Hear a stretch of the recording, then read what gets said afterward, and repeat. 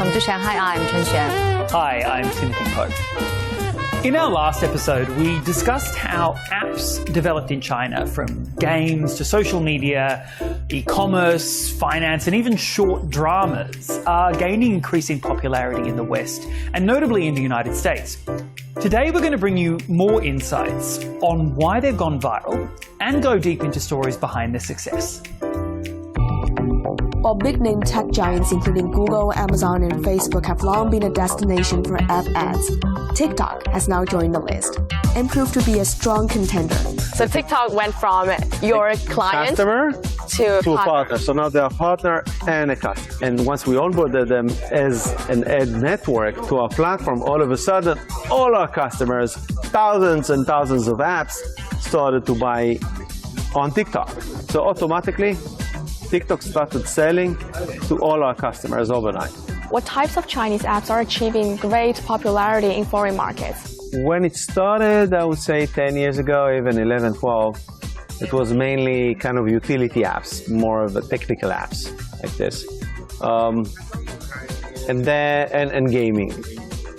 All the way to today, that we see every single vertical, whether it's entertainment, streaming, e-commerce, huge, finance, you name it, basically everything. All the way to, this is, I would say, more recent, hyper-localized apps for the destination market, whether it's trading or stock trading, or TikTok is a great example because you have the content of the users normally in different cultures, short drama. That is mind-blowing because you basically deliver an app that is not one-size-fits-all. You really need to adapt and localize the app experience to the local market. Do they know and build it accordingly. Local users better than the apps developed locally? I don't think so, no.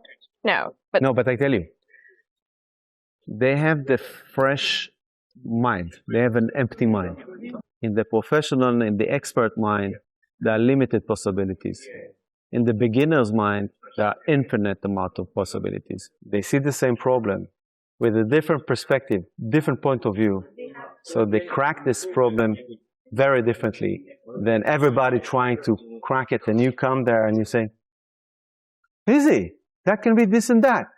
And this is not because even when you're smarter, maybe you're smarter. This is because you don't know about this industry. To figure out something that people have never thought about.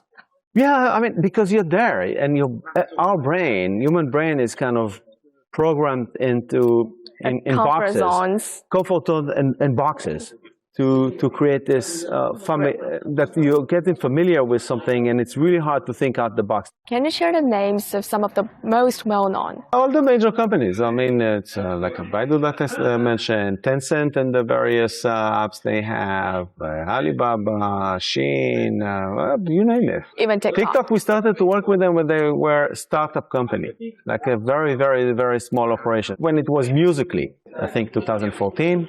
Do you think the development route of Chinese internet giants is different from those in the West? Yeah. When we got into China, people told me, hey, you're going to China, they're going to copy your product and stuff like that. I don't think that you can get that widely successful with copying. It just doesn't work. You can get inspiration.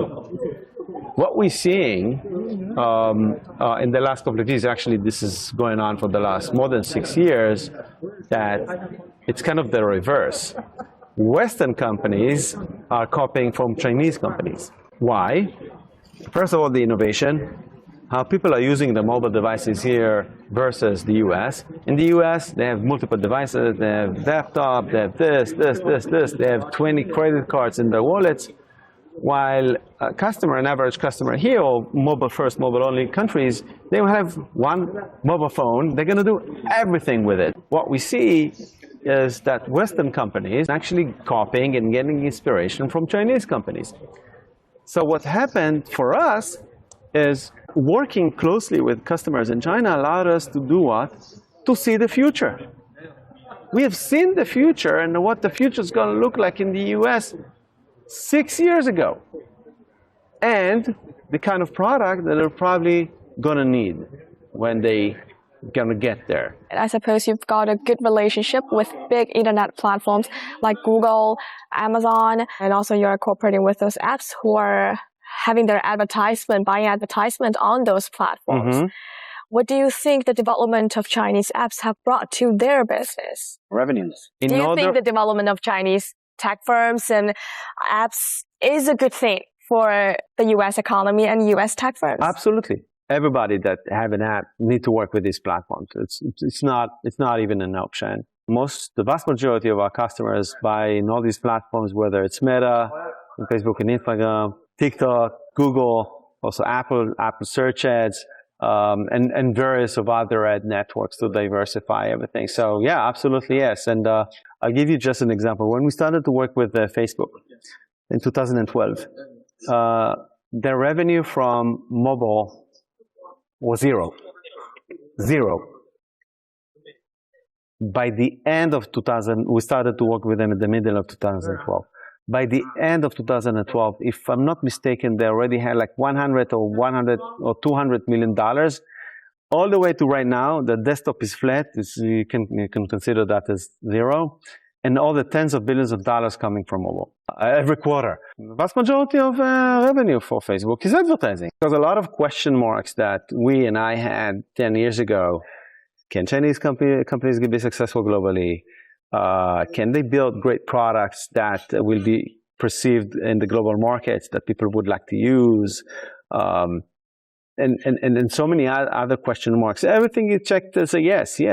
The U.S. is this year taking a lot of measures against other countries. Some saying that their tariffs are affecting the e-commerce platforms from China, like Temu. That would then affect the advertisement income for Facebook, Google. Did that happen? If you are not a stock trader, and if you have a long-term horizon, you don't need to worry. You need to know that problems are coming. You need to know that we are going to face adversity and challenges, but we need to trust ourselves to dedicate and lean into the problem and solve it. I truly believe that opportunities are created when there are problems.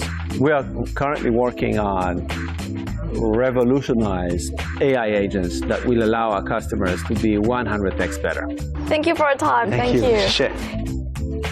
It was a very inspiring talk with Oran Kenyo. The inspiration doesn't just come from having learned how China's apps have gone viral, but understanding the new business mindset and what defines a success in the digital world.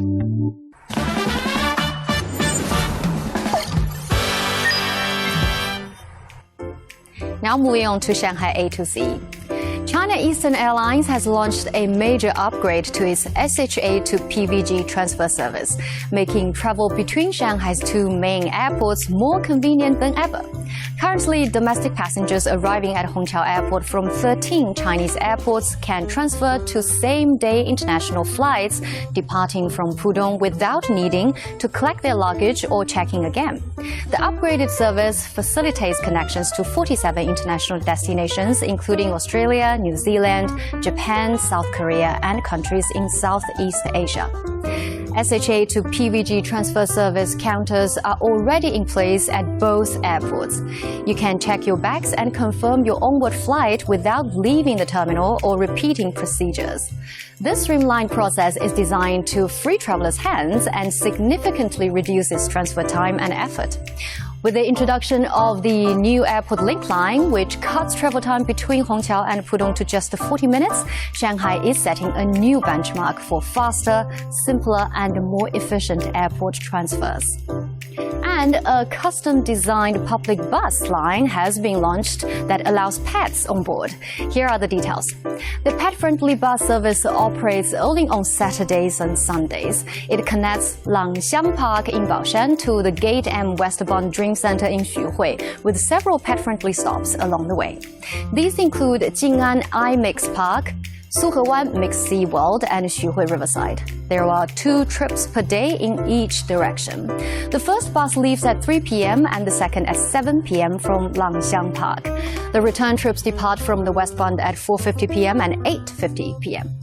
Tickets can be reserved in advance via Suishenxing app, and each ticket costs 20 yuan and covers 1 person and 1 pet. On-the-spot ticket purchases via QR code if seats still remain available. There are some rules you need to know before you book the tickets. Only dogs and cats with the shoulder height less than 40 centimeters are allowed. And dog owners must present a valid dog license. Cat owners must show a vaccination certificate. Dogs must be on a leash or harness. Pets must sit on the designated seat mat. Aggressive or banned dog breeds under Shanghai's regulations will not be allowed. And pet owners are required to bring diapers, pee pads, and waste bags. Each bus is staffed with a trained safety officer who checks documents, monitor pet behavior, and offer help if needed. Well, now time for Shanghai Eye Q&A. Today's question is from Judy in the United States. What are the different types of residence permits for expats in China?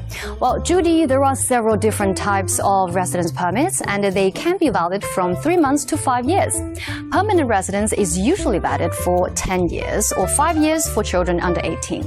And permanent residency means exactly that. Although the permanent residence card is only valid for 10 years, holders just need to renew their card before the expiry date.